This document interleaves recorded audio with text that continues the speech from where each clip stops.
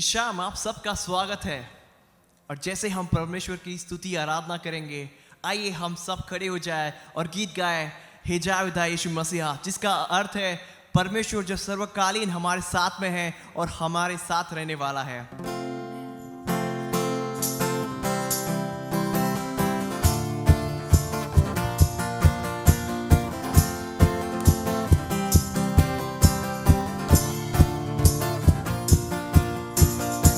जावेदा यीशु मसीहा, हे जावेदा यीशु मसीहा, ओ हे जावेदा यीशु मसीहा, हे जावेदा यीशु मसीहा, ओ हे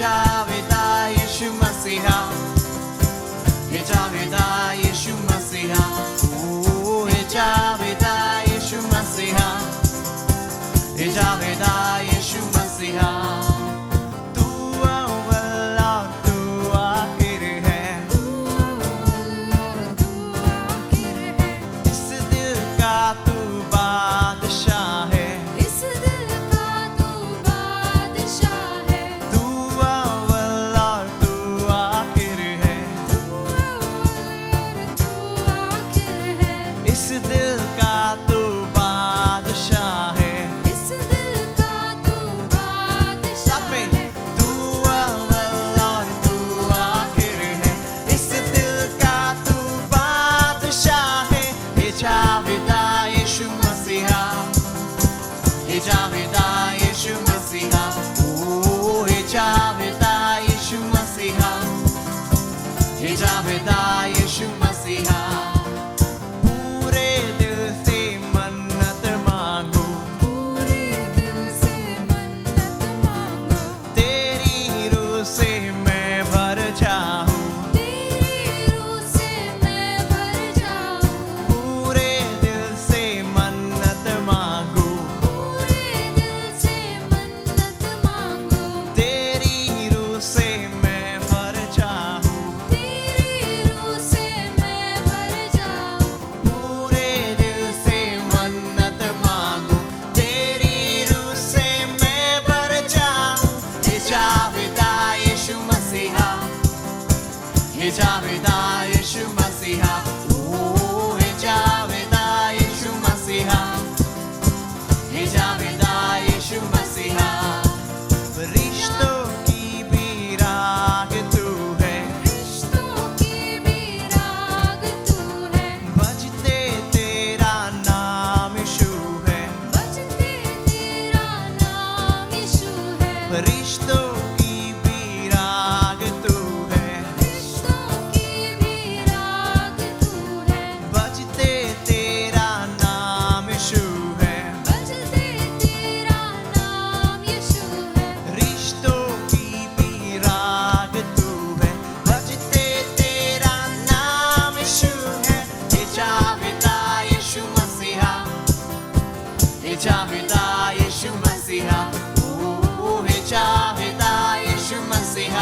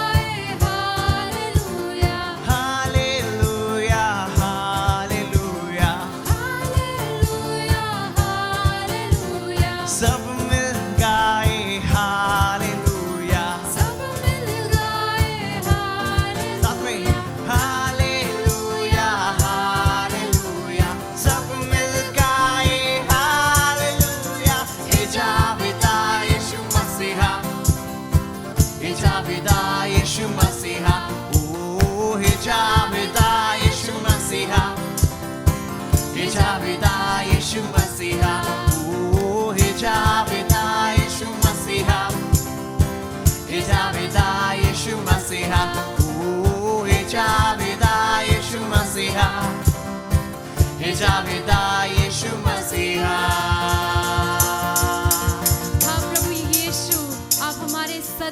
साथ हो प्रभु, आपका प्यार हमारे सदा साथ है।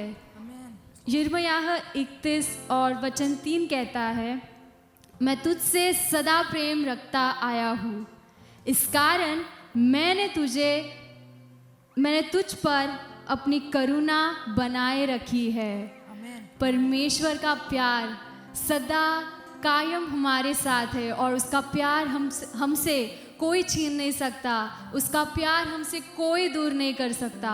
उसका प्यार ऊंचा है, चौड़ा है और गहरा है और उसका प्यार अनंतकालीन है।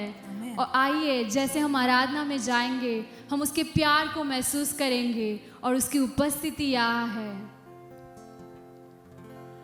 कैसा पिता का प्यार है, न पाई से है ये अपार, इकलौता बेटा देकर है मुझे नीच का किया उद्धार।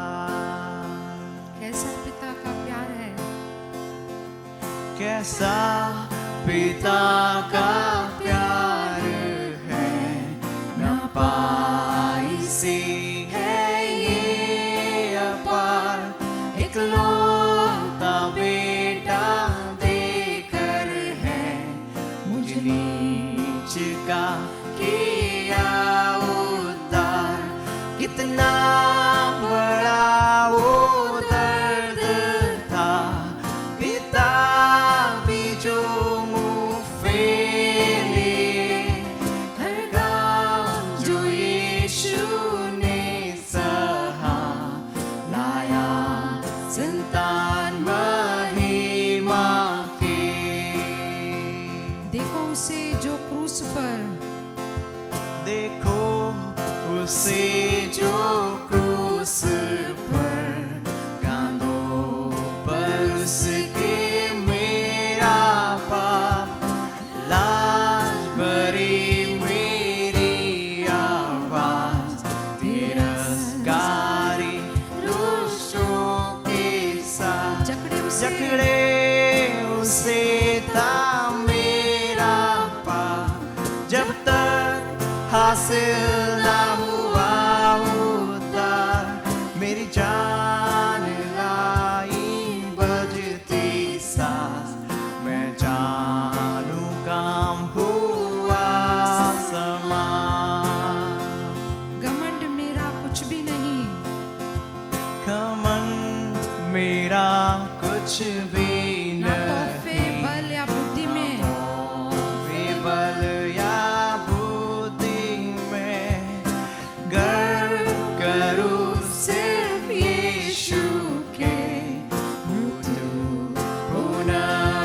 पुनरुत्थान में। क्यों पाऊं मैं उसका इनाम, उसका कोई उत्तर नहीं, वो समझे मेरे दिल और जान, उन घावों ने चुकाया है दाम। क्यों पाऊं मैं उसका इनाम, उसका कोई उत्तर नहीं, वो समझे मेरे दिल और जान, उन घावों ने चुकाया है दाम।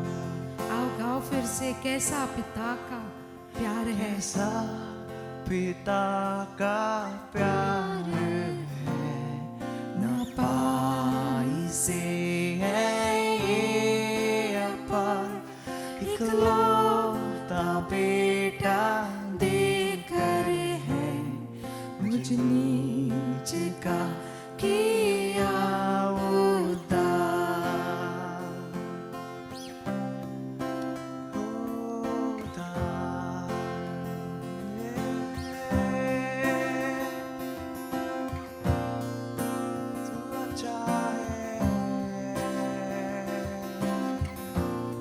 तू भला पिता है,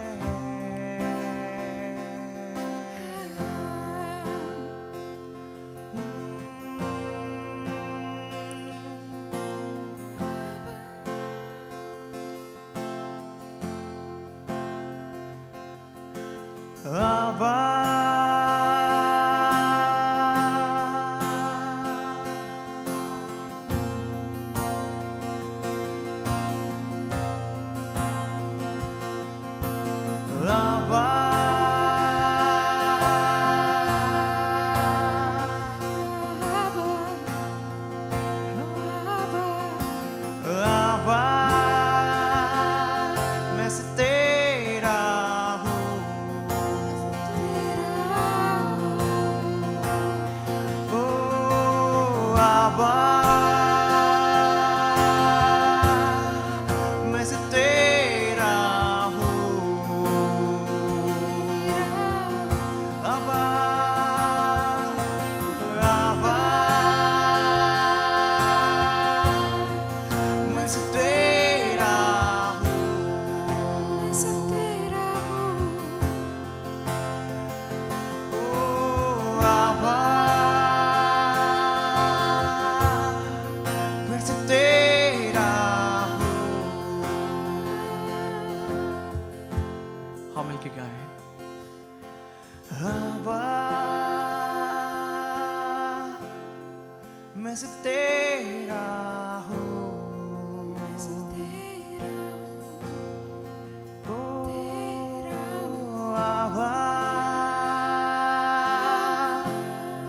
मैं सिर्फ तेरा हूँ जैसे हम गा रहे हैं अब्बा मैं सिर्फ तेरा हूँ हमारा स्वर्गीय अब्बा हमें गीत गा रहा है हमारे लिए गीत गाता है और कहता है हाँ सिर्फ तू मेरा है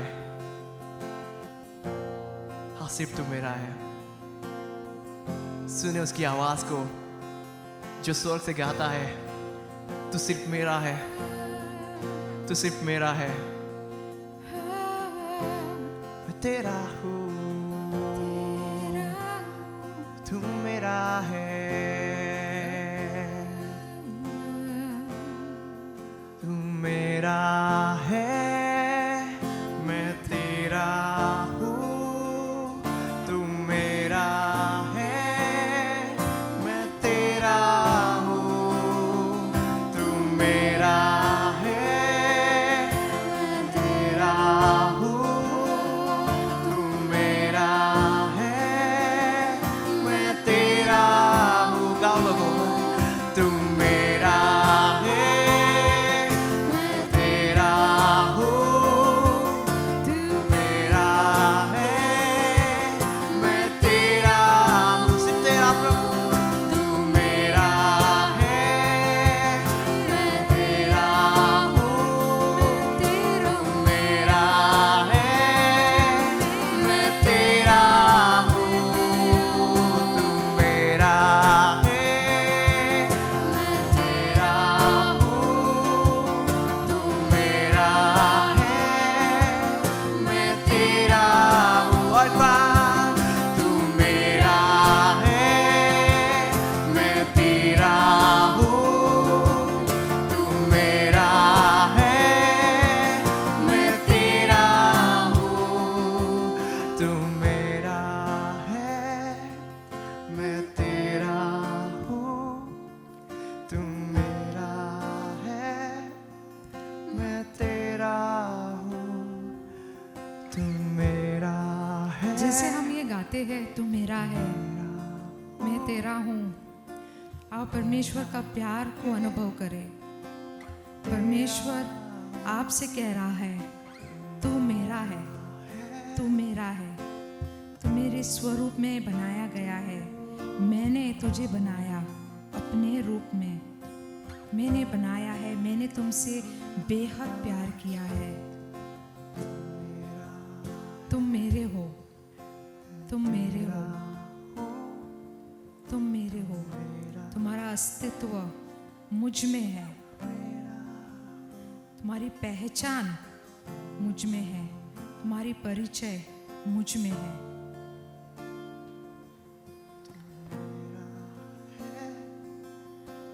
तेरा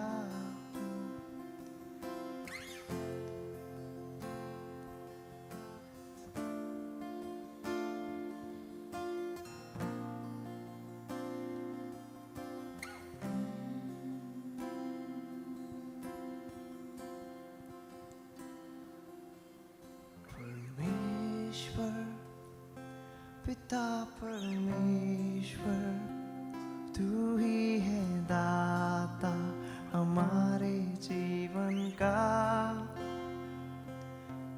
जीवन से भी है उत्तम तेरी करुणा सदा हम पर परमेश्वर परमेश्वर पिता परमेश्वर, तू ही है दाता हमारे जीवन का। जीवन से भी है उत्तम तेरी करुणा सदा हम पर। बंजर ज़मीं से तू उगाता है फसल, सूखी नदी से तू बहाता प्रेम जल। बंजर ज़मीं से तू उगाता है फसल, सूखी नदी से तू बहाता प्रेम जल। ये आसमान और ये ज़मीन गाती है तेरी महिमा। परमेश्वर पिता परमेश्वर, तू ही है दाता हमारे जीवन का। जीवन से भी है उत्तम तेरी करुणा सदा हम पर। हमको बनाया तूने अपने रूप में, देकर जीवन भेजा तूने संसार में। हमको बनाया तूने अपने रूप में, देकर जीवन भेजा तूने संसार में। ये जिंदगी मेरी सदा गाती है तेरी महिमा। ये जिंदगी तेरी सदा, ये जिंदगी मेरी सदा गाती है और तेरी एक बार हम गाएं, महिमा। ये जिंदगी तेरी सदा, ये जिंदगी तेरी सदा गाती है तेरी महिमा। परमेश्वर पिता परमेश्वर, तू ही है दाता हमारे जीवन का। जीवन से भी है उत्तम तेरी करुणा सदा हम पर। परमेश्वर परमेश्वर पिता परमेश्वर, तू ही है दाता हमारे जीवन का। जीवन से भी है उत्तम तेरी करुणा सदा हम पर।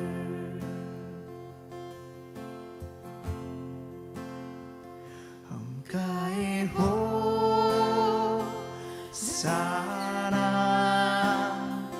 तू राजाओं का है राजा। तेरी महिमा होवे सदा, तू है प्रभु हमारा खुदा। हम गाए हो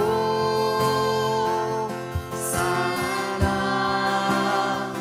तू राजाओं का है राजा।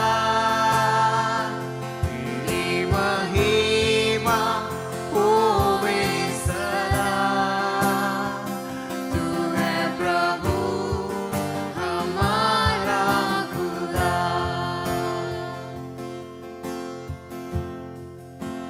प्यारे पिता, तूने हमसे इतना प्यार किया, हमें पापों से छुड़ाने को अपने बेटे को कुर्बान किया। प्यारे पिता,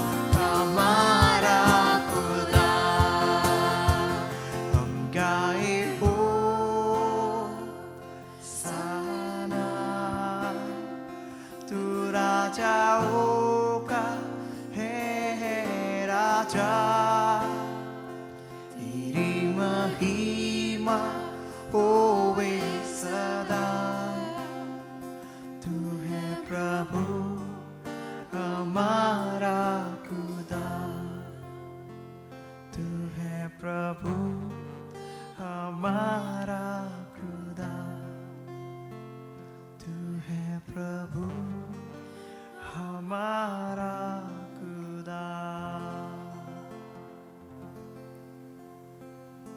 प्यारे पिता परमेश्वर, तू है हमारा खुदा, तू है हमारा परमेश्वर। हम तेरी गुण गाते हैं, तेरी स्तुति गाते हैं। तुझ जैसा कोई नहीं है हमारा प्यारा पिता। आमेन। Amen.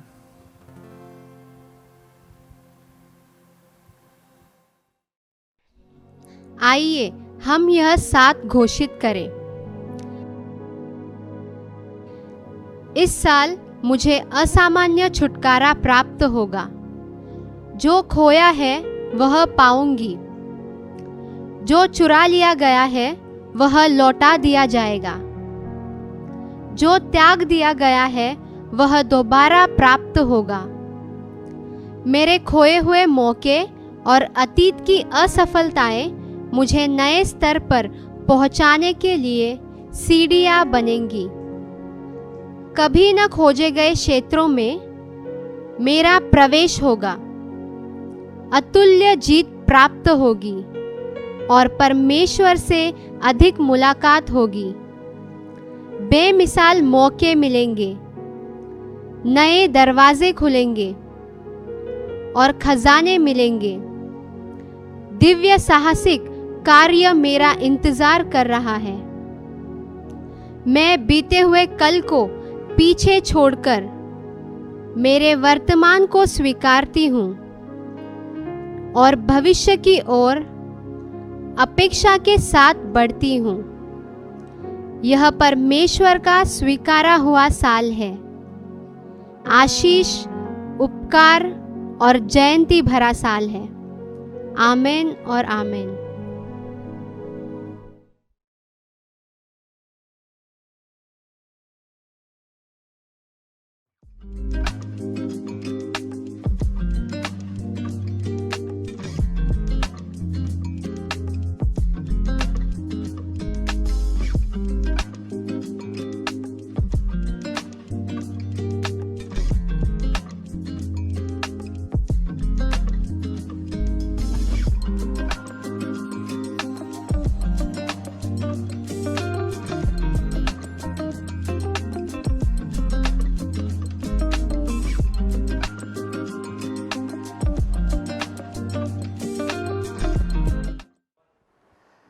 Good evening covenant blessing church CBC। आप कैसे हो? आशा करते हैं आप बहुत ठीक हो और उत्साहित हो जो प्रभु हमारे बीच में कर रहा है।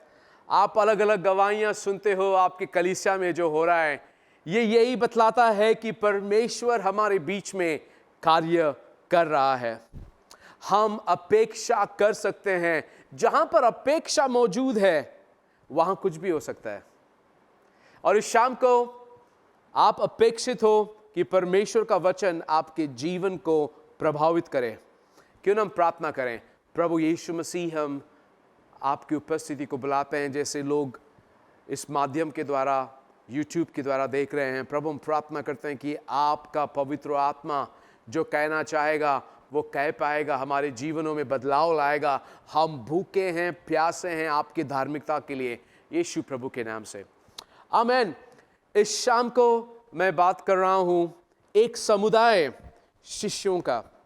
मैं ये शब्द समुदाय क्यों इस्तेमाल कर रहा हूं?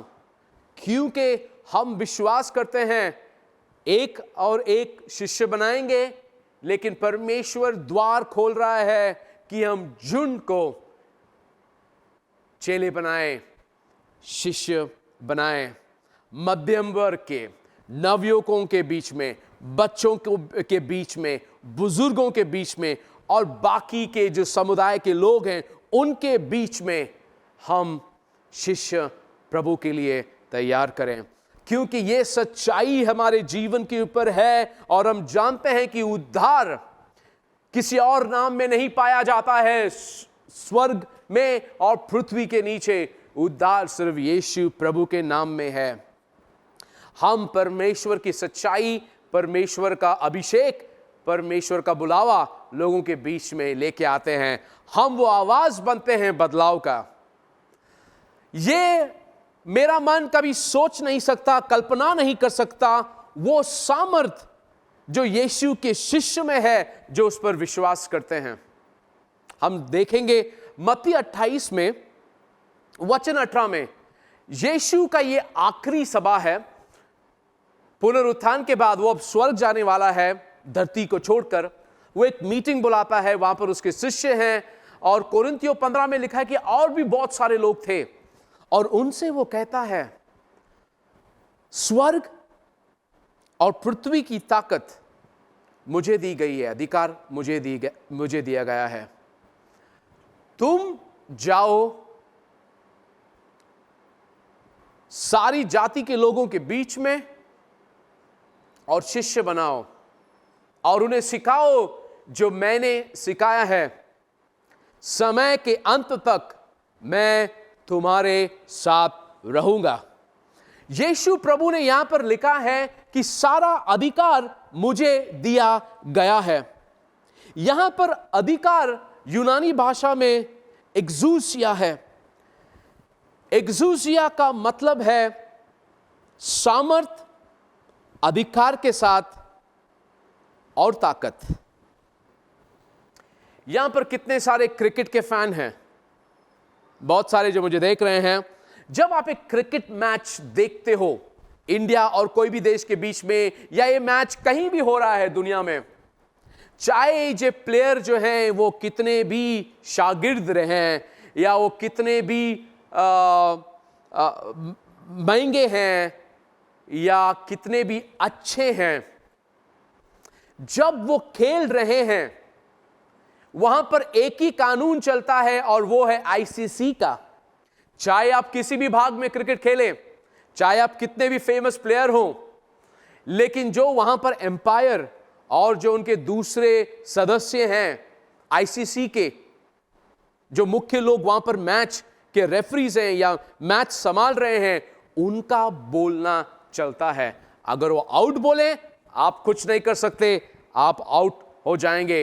ये अधिकार उनको आईसीसी देता है। उसी तरह कलीसिया को प्रभु यीशु कहता है कि सारा अधिकार मुझे दिया गया है, मैं तुम्हें देता हूं, जाओ और शिष्य बनाओ। लोगों, जब हम जाते हैं, हम स्वर्ग के सामर्थ को लोगों के बीच में लेके आते हैं, क्योंकि ये अधिकार और सामर्थ प्रभु यीशु ने हमें दिया कि हम बाहर जाएं। इस पृथ्वी पर आप प्रभु यीशु के शिष्य हैं, उसके राज्य को, उसके कानून को लागू करते हैं। स्वर्ग का कानून हम धरती पर लाते हैं।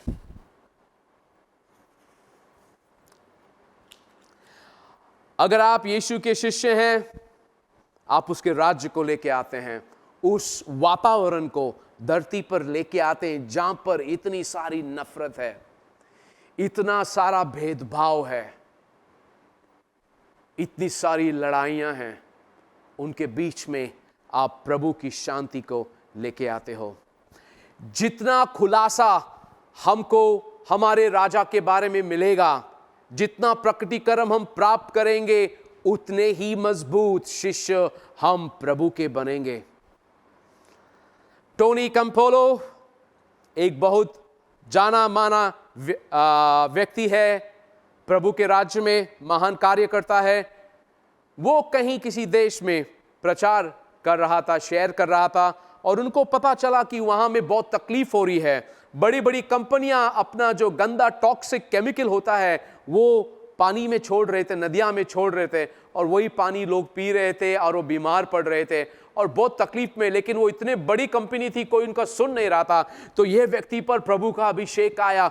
उसने कहा कि हम इस कंपनी का शेयर, एक एक शेयर खरीदेंगे, क्योंकि जब हम उनका शेयर खरीदेंगे, उनका जो मीटिंग होता है, एनुअल मीटिंग, हम जा पाएंगे।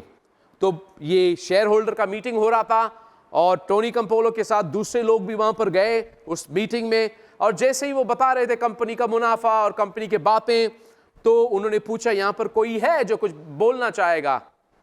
और उसके बाद टोनी कैम्पोलो खड़ा हुआ और कहा कि ये आप जो कर रहे हैं वो ठीक है, लेकिन बाकी चीजें जो आप कर रहे हैं वो गलत है। ये जो आप गंदी केमिकल जो आप नदियों में छोड़ते हैं उनसे लोग मरते हैं, ये गलत है। लोग बीमार पड़ रहे हैं, ये गलत है।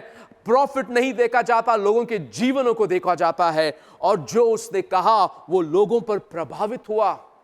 उस कंपनी ने डिसाइड किया कि वहां की फैक्ट्रियों को वो हटाएंगे और ये गंदगी जो नदियों में छोड़ रहे हैं उसको नहीं छोड़ेंगे। लोगों, ये अधिकार हमको प्रभु मसीह देता है कि हम उसके सच्चाई को, ईमानदारी को लोगों के बीच में लेके आए। टोनी कैम्पोलो खड़ा हुआ और आपने देखा कि उसके द्वारा प्रभु ने क्या कार्य किए।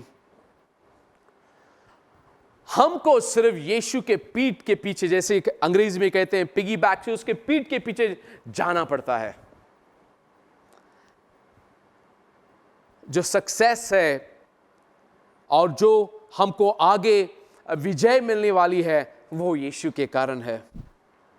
मुझे याद है जब पास्टर बेनी हिन हमारे मुंबई शहर में आए थे 2004 में, पास्टर बैजिल के द्वारा हमको स्पेशल पास दिए गए थे।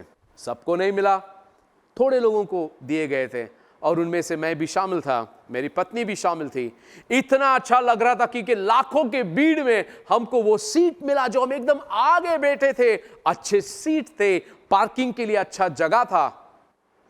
हमको बहुत खास महसूस हुआ उस दिन, एक स्पेशल फीलिंग जो है वो महसूस हुआ।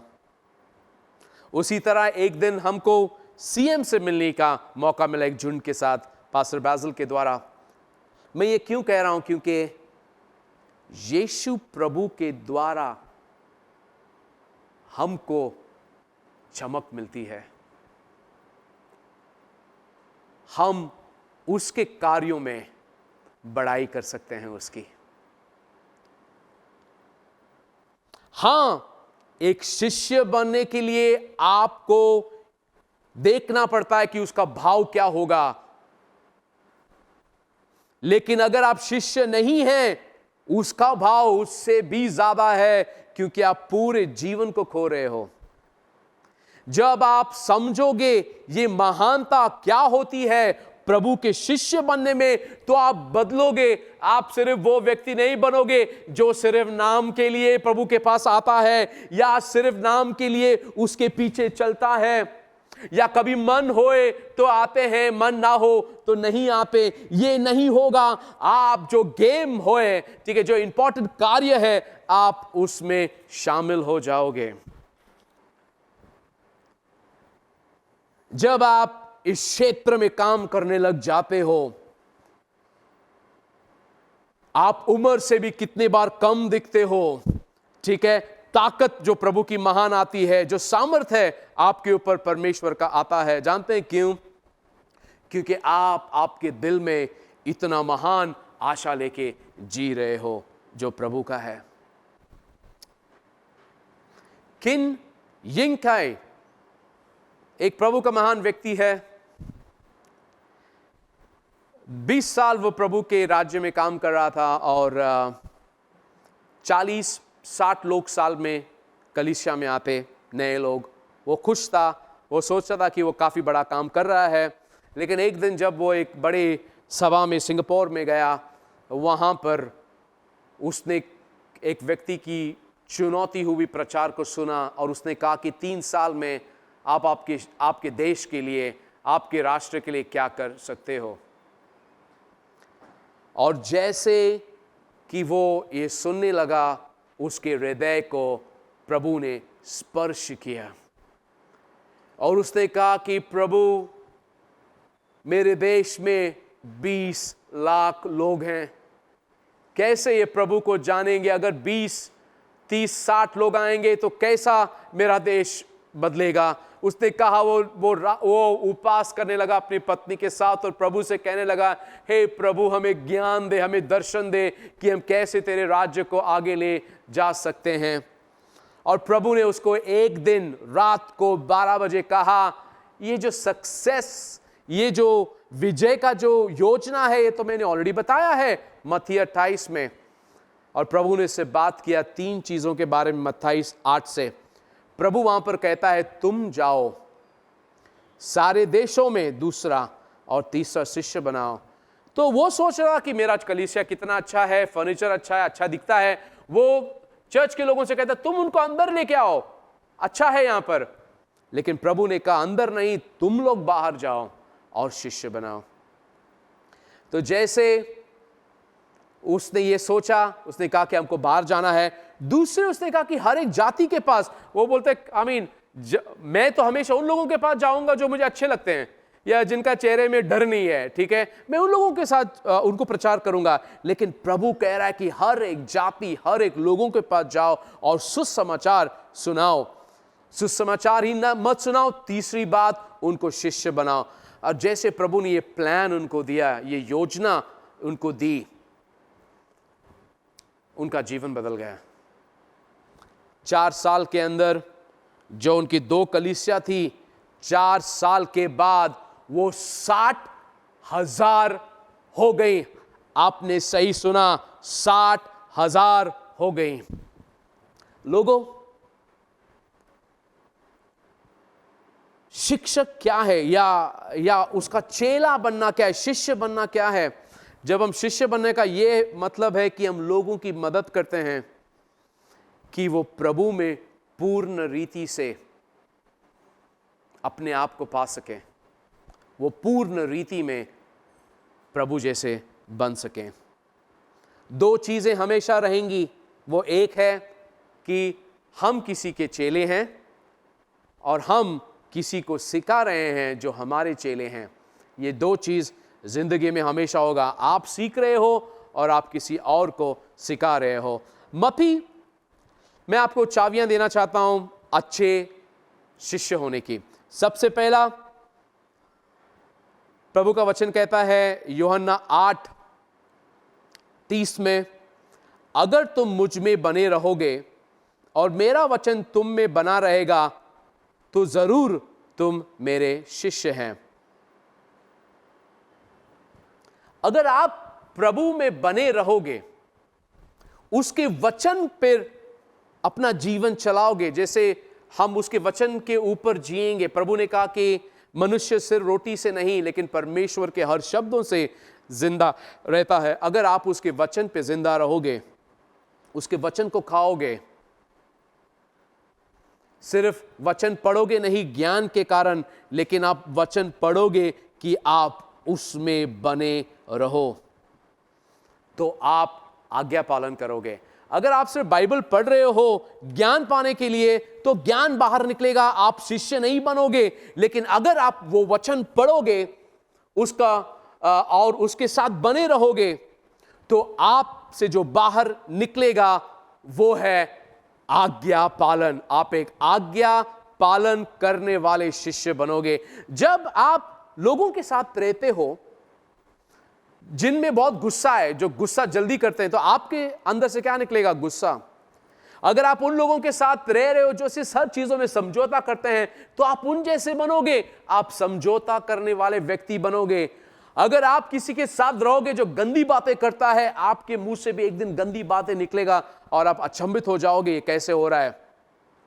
अगर आप नाकारक लोगों के साथ समय बिताओगे, तो नाकारक चीजें आपके जीवन से बाहर निकलेंगी। जब आप आम को दबाते हो तो बाहर क्या निकलेगा? आम का रस, करेक्ट? उसी तरह जो आपके अंदर है वही बाहर निकलेगा। जो आप अंदर डालोगे वही बाहर निकलेगा। अगर कचरा डालोगे, लोगों, कचरा बाहर निकलेगा। इसलिए जरूरी है कि हम प्रभु में और उसके वचन में बने रहें। यीशु कहता है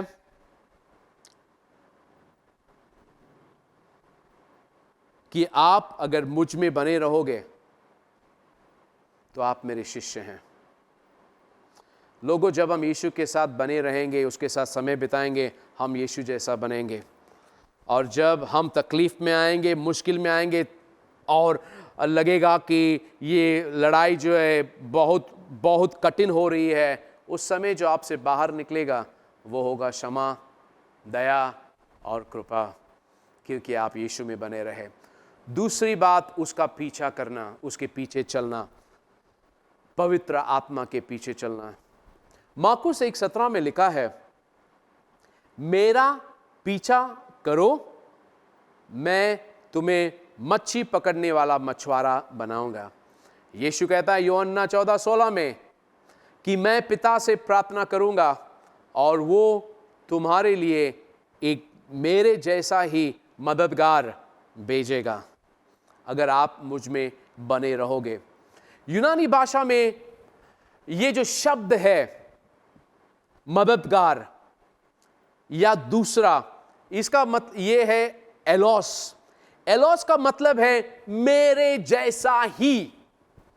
यीशु प्रभु कह रहा था कि जो मैंने मेरे 12 शिष्यों को दिया है वही पवित्र आत्मा आपके लिए बनेगा। जिस तरह ये 12 शिष्य मेरे साथ बने रहे, मेरे साथ चमत्कार देखा, मेरे साथ निरंतर रहे, उसी तरह मैं उनके साथ निरंतर रहा, उसी तरह पवित्र आत्मा आपके साथ रहेगा लोगों। क्योंकि यीशु को पता था एक दिन आएगा जहां पर ऐसी भीड़ सिर्फ यरूशलेम से नहीं लेकिन दुनिया के अलग अलग कोने से प्रभु पर विश्वास करेगी। और उस समय यीशु प्रभु सब जगह नहीं हो सकता, लेकिन उसकी पवित्र आत्मा हर जगह मौजूद होगा। लोगों, आज 2000 साल हो गए हैं और पवित्र का कार्य आज भी उतना महान है जो 2000 साल पहले उसकी कलीसिया के साथ शुरू हुआ था। यीशु का पीछा करना यानी कि सिर्फ वो जो ट्विटर होता है या स्नैपचैट होता है या इंस्टाग्राम होता है, वैसे नहीं है कि आप कभी भी जाकर देख सकते हो किसी ने क्या लिखा है, फेसबुक पे क्या डाला है, आप कभी भी कर सकते हो, एक महीने के बाद भी कर सकते हो। लेकिन यीशु का पीछा करने का मतलब मैं आपको बताता हूं। यीशु का पीछा करना यानी कि जब आप किसी जगह पर जा रहे हो और आपको नहीं पता उस जगह का एड्रेस, लेकिन आपके साथ आपका दोस्त जा रहा है और वो आपसे कहता है आप मेरे पीछे एक गाड़ी चलाना, मुझे वो जगह पता है तो मेरे पीछे आना, मैं तुमको लेके जाऊंगा। यीशु कहता है फॉलो मी, यीशु कहता है मेरा पीछा करो। तो आप वो गाड़ी चला रहे हो, यहां पर आपका गूगल मैप नहीं चल रहा है, कुछ भी नहीं चल रहा है, आप सिर्फ उस गाड़ी का पीछा कर रहे हो। वो राइट जा रहा है, आप राइट जा रहे हो, वो लेफ्ट जा रहा है, आप लेफ्ट जा रहे हो, आप उसके करीब करीब चल रहे हो और किसी को बीच में नहीं आने दे रहे हो। लेकिन सडनली एक होंडा गाड़ी आपकी गाड़ी के बीच में आती है, आपके बीच में और जिसके पीछे आप जा रहे हो उसके बीच में। जानते आप क्या करते हो? आप हॉर्न दबाते हो, बोलते गाड़ी निकलो, क्योंकि मेरे बीच में और उस गाड़ी के बीच में कोई नहीं चाहिए, क्योंकि मैं उसके करीब जाना चाहता हूं कि वो मुझे मेरे जगह पर लेके जाने वाला, मंजिल पर लेके जाने वाला है। लोगों, अगर आप यीशु के पीछे चलते हो, यीशु आपको आपकी मंजिल पर ले जाएगा।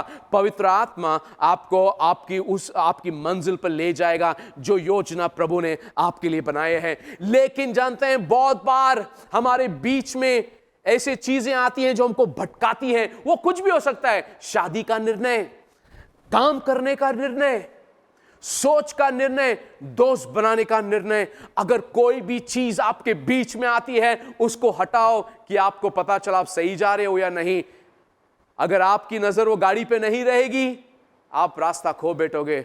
और आज दुख की बात है, कितने सारे लोग अपने रास्ते खो बैठते हैं क्योंकि उनकी गाड़ी नजर पर हटी। नजर हटी, दुर्घटना घटी। लोगों, हमको यीशु के करीब चलना है, उसका पीछा करना है, हमारी नजर उस पर लगानी है। क्योंकि अगर इंस्टाग्राम और ट्विटर को हम 2 दिन के बाद भी देखेंगे कुछ फर्क नहीं पड़ता, लेकिन यहां पर जो हमारी गाड़ी, जीवन की गाड़ी है, हम नजर नहीं हटा सकते। हमको उसके करीब रहना है। वो क्या बता रहा है, कहां ले जा रहा है, हमको उसके साथ जाना है। तीसरी बात, अच्छा शिष्य जो यीशु का है वो ढूंढता है। क्या ढूंढता है? वो जगह ढूंढता है जहां पर वो हर सुबह या शाम आकर बैठ सके, प्रभु के साथ समय बिता सके, जहां पर वो अपने जीवन को प्रभु के सामने खोलता है, उसके वचन पर अमल करता है। पवित्र शास्त्र कहता है एक भजन संगीत में उसका जीवन फलदायी होता है। उसके जो पत्ते हैं वो झाड़ के समान होता है जो हर समय फल लाता है। उसके पत्ते नहीं झड़ते, हमेशा वो उभरा रहता है, उत्साहित रहता है। हमें वो जगह ढूंढनी है जहाँ पर हम प्रभु से बात कर सकें, जहाँ हम उसकी आवाज़ सुन सकें और जो वो बताए हम वैसा हमारा जीवन जी सकें। और आखिरी में चौथी बात, कितने सारे लोग यहाँ पर जो आज मुझे देख रहे हैं, आप चाहते हैं कि अलौकिक कार्य आपके जीवन में निरंतर रहे। आप चाहते हो कि द सुपरनैचुरल जो है वो आपके जीवन में होता रहे, प्रभु के महान कार्य आप रोज देखते रहें। लोगों, 2 राजा 4 में एक अद्भुत कहानी है। ये कहानी है एक विधवा व्यक्ति जो प्रॉफिट इलाइशा के पास आती है, नबी इलाइशा के पास आती है, और वो कहता है कि मेरा पति जो है वो आपकी सेवा, वो प्रभु की सेवा करता था और वो नबी था, वो गुजर गया और बहुत बड़ा कर्ज छोड़ के गया। कर्जदार हमारे घर पे आए हैं पैसा मांगने के लिए और उन्होंने कहा कि आपके 2 बेटों को गुलाम बना के लेके जाएंगे। तो वो इस नबी से, इलाइशा से कहती है कि मेरे पास कुछ भी नहीं।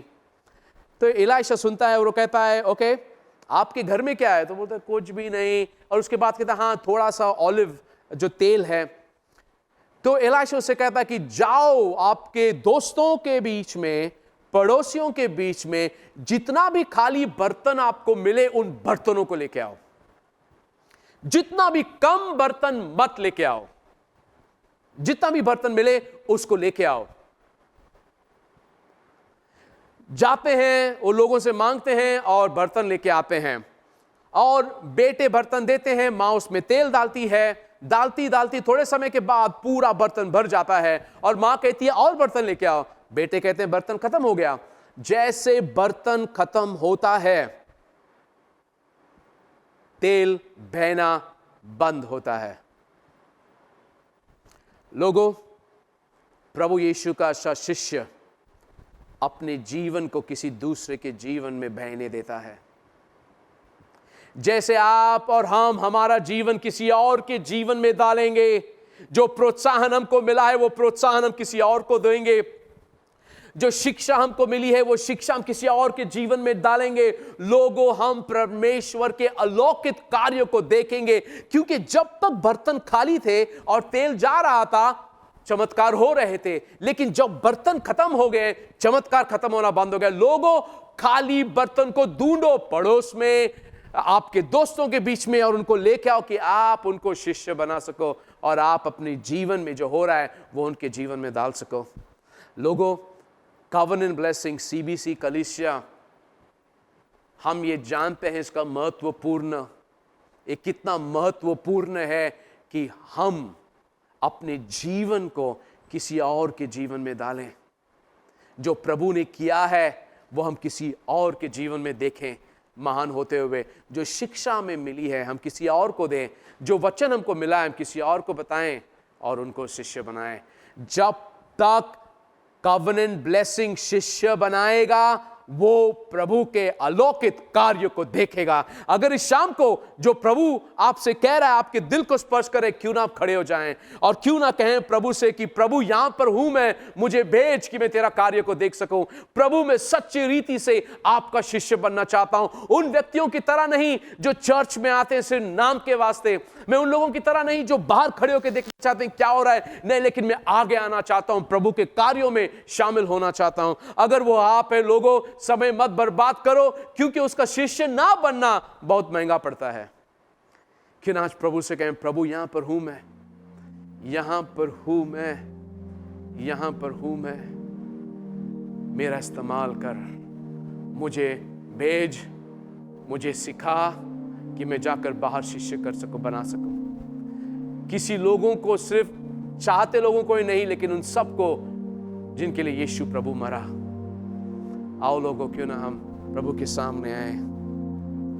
C.S. लुइस जो प्रभु का महान व्यक्ति है, उसने कहा अगर कलीसिया शिष्य नहीं बना रही है तो सारे चर्चेस, सारे जो प्रभु के महान कार्य, मिशंस और पवित्र शास्त्र भी कोई मतलब नहीं अगर हम शिष्य नहीं बना रहे हैं। दो चीज जो मैंने कहा हमारे जीवन में हमेशा रहेगा, हम किसी के शिष्य हैं और हम शिष्य बना रहे हैं। पास्टर बाज़िल एक आसान तरीका दिखाता है। उसने कहा कि सीढ़ी पे जब चढ़ते हो, आपने 2 सीढ़ी चढ़ा, किसी दूसरे को बुलाओ कि वो भी आपके साथ 2 सीढ़ी चढ़े। जब वो 2 सीढ़ी पे आएगा, आप 4थे सीढ़ी पे चढ़ गए, पैर पे चढ़ गए। उसी तरह हम लोगों को लेके आते हैं कि वो भी शिष्य बने। क्यों ना अपने दिलों को खोलें और पवित्र आत्मा से कहें, प्रभु यहाँ पर हूँ मैं आपका शिष्य बनना चाहता हूँ। मैं सिर्फ वचन ज्ञान के लिए नहीं, लेकिन वचन आज्ञा पालन के लिए पढ़ना चाहता हूँ। Oh thank you Jesus. प्रभु यीशु मसीह, इस शाम को धन्यवाद कि आपकी उपस्थिति हमारे बीच में है। प्रभु हम प्रार्थना करते हैं कि आपका स्पर्श आएगा महान रीति में। आपका वचन जो 2-धारी तलवार है, वह हमारे दिल को काटेगा और हमको उस जगह पे लाएगा जहां पर हम आपकी सेवा कर सकें पूरे दिल और मन से। प्रभु यीशु, आपका पवित्र आत्मा जो भी सुन रहे हैं उनके घरों में उंडेलो प्रभु, उंडेलो प्रभु। आपका सामर्थ आने दो यीशु प्रभु के नाम से। Thank you Jesus. लोगों क्यों ना प्रभु से कहें, प्रभु आओ, प्रभु मुझे स्पर्श करो, प्रभु मुझे स्पर्श करो। ये वचन सिर्फ एक कान से सुन के दूसरे कान से नहीं, लेकिन मैं आज्ञा करूं, आज्ञा पालन करूं जो प्रभु मुझसे कह रहा है। Thank you Jesus, thank you lord. प्रभु धन्यवाद। अगर यहाँ पर कोई है जो इस वचन को पहली बार सुन रहा है और प्रभु ने आपके दिल को स्पर्श किया और आप इस यीशु को चाहते हो, क्यों ना मेरे साथ प्रार्थना करो। कहो, प्रभु यीशु मसीह, धन्यवाद कि आप मुझसे प्यार करते हो। मैं पापी हूं, मैंने पाप किया, मुझे क्षमा करो, मेरे दिल में आओ, मेरा राजा बनो। आज से प्रभु मैं आपकी सेवा करूंगा। धन्यवाद आपके प्यार और बलिदान के लिए जो आपने मेरे लिए दिया। धन्यवाद यीशु। अगर आपने ये प्रार्थना की है तो यीशु प्रभु आपके जीवन में निवास करने आया है, वो आपको छोड़ेगा नहीं। यीशु आपसे बहुत बहुत प्यार करता है। लोगों, इस हफ्ते क्यों ना आप उन खाली बर्तनों को ढूंढो जिनके अंदर आप आपका जीवन डाल सकते, जो शिक्षा आपको मिली आप दे सकते हो। क्यों ना आप वो शिष्य बनाए जो शिष्य बना रहे हैं। क्यों ना प्रभु के वचन में बने रहें, उसका पीछा करें, जगह ढूंढे जहां पर हम उससे मिल सकते हैं। गॉड ब्लेस यू और ये हफ्ता आपके लिए महान रहे। Bye bye.